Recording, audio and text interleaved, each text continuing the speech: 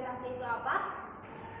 Globalisasi memiliki arti menyeluruh atau mendunia. Globalisasi berarti proses penyebaran unsur-unsur baru yang mencakup informasi dari seluruh dunia melalui media cetak atau elektronik. Globalisasi memiliki pengaruh yang hampir meliputi semua aspek kehidupan. Globalisasi terjadi seiring perkembangan teknologi dan informasi.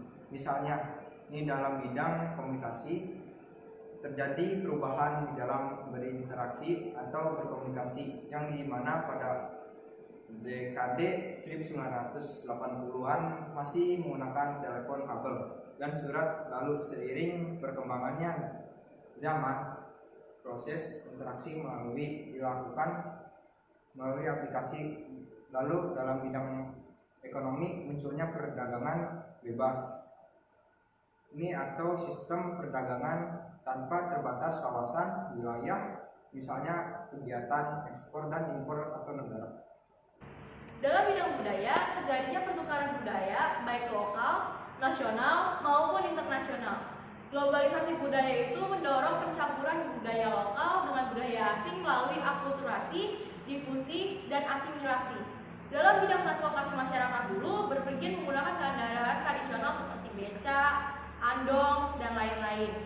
Sejak adanya kemajuan teknologi di dunia, bidang transportasi masyarakat sekarang berpergian menggunakan kendaraan bermotor seperti sepeda motor, mobil, pesawat, dan lain-lain. Dalam bidang politik ditandai dengan meningkatnya kerjasama antar negara. Makin intensifnya kerjasama antar negara, permasalahan politik di luar negeri makin meningkat.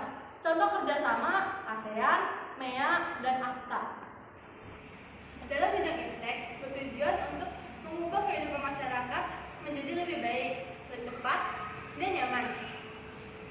Dengan adanya kemajuan teknologi dapat mempermudah aktivitas masyarakat.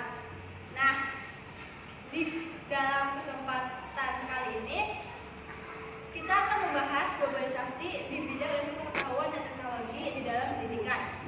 Nah, seperti yang kita semua ketahui bahwa ada banyak perubahan yang terjadi di dalam pengetahuan dan teknologi, terlebih di saat masa pandemi COVID-19, di mana semua belajar secara daring, dan di saat itulah perkembangan teknologi semakin bertumbuh pesat. Sebagai contoh, dalam pengumpulan tugas-tugas dan pembelajaran di rumah secara daring yang menggunakan kesanggihan aplikasi zaman sekarang. Sebenarnya, apa sih teknologi dalam pendidikan itu? Teknologi dalam pendidikan merupakan suatu bidang yang berkaitan dengan memudahkan proses belajar dan mengajar guru serta siswa di sekolah. Di sini ada yang pernah mendengar pepatah bahwa buku adalah jendela dunia, buku adalah jembatan ilmu, buku adalah sumber ilmu. Tapi apakah pepatah tersebut berlaku untuk saat ini? Nampaknya tidak, karena pada era globalisasi saat ini perkembangan iptek sangat berkembang pesat, sedangkan fungsi buku yang memberikan pengetahuan bagi pembacanya telah tergantikan oleh internet. Nah, teman-teman yang kami kasihi, Dan adanya perkembangan iptek dalam pendidikan memudahkan guru serta murid dalam melakukan kegiatan sehari-hari. Sebagai contoh dalam memberikan tugas mengajarkan PR serta mencari informasi. Pasti setiap orang dapat menggunakan alat komunikasi jarak jauh seperti handphone. Dengan adanya perkembangan iptek, penggunaan tenaga mesin relatif lebih cepat dalam melakukan pekerjaan dibandingkan secara tenaga kerja manual. Tetapi ada dampak positif serta negatif di dalam perubahan sosial dalam bidang iptek ini diantara. positifnya, pertama, aktivitas sehari-hari menjadi lebih efisien dan efektivitas. Kedua, mempermudah dalam melakukan kegiatan sehari-hari yang dari cara tradisional ke cara yang lebih modern. Tiga, ada kesadaran dari masyarakat untuk menciptakan keteraturan sosial. Keempat, sistem pemerintahan yang bersifat terbuka dan demokratis. 1. Masyarakat yang mementingkan keinginan sendiri tanpa mempertimbangkan skala prioritas kebutuhan. 2. Penggunaan internet dengan tidak bijak. 3. Banyak masyarakat yang meniru budaya dari luar. 4. Banyaknya siswa yang menjadi malas dikarenakan adanya teknologi.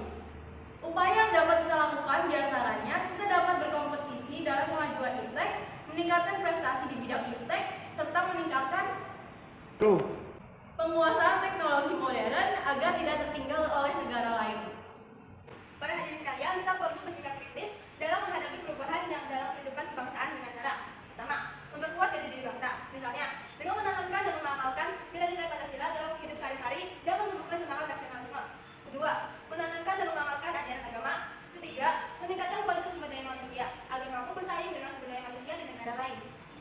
4. Memegang teguh nilai dan norma yang berlaku dalam masyarakat, antara lain norma agama, kesopanan, kesusilaan, hukum, dan adat istiadat. 5. Meningkatkan wawasan kebangsaan mengenai Pancasila, Undang-Undang Dasar Negara Republik Indonesia tahun 1945, serta implementasi nilai-nilai yang terkandung dalam Pancasila. 6. Melestarikan kebudayaan lokal dengan menggunakan produk budaya lokal, serta mempelajari dan mempraktikkan kebudayaan daerah seperti musik maupun tarian tradisional. Pola hidup kita yang semena-mena. Karena adanya perkembangan iptek saat ini, melainkan kita perlu tetap melestarikan budaya lokal kita agar tidak tergerus oleh arus globalisasi, serta kita perlu dibingkai dalam melakukan dan manfaat perkembangan iptek saat ini. Hanya sampai sini saja yang kami sampaikan hari ini.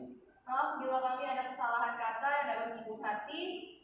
Terima kasih atas perhatiannya. Selamat pagi.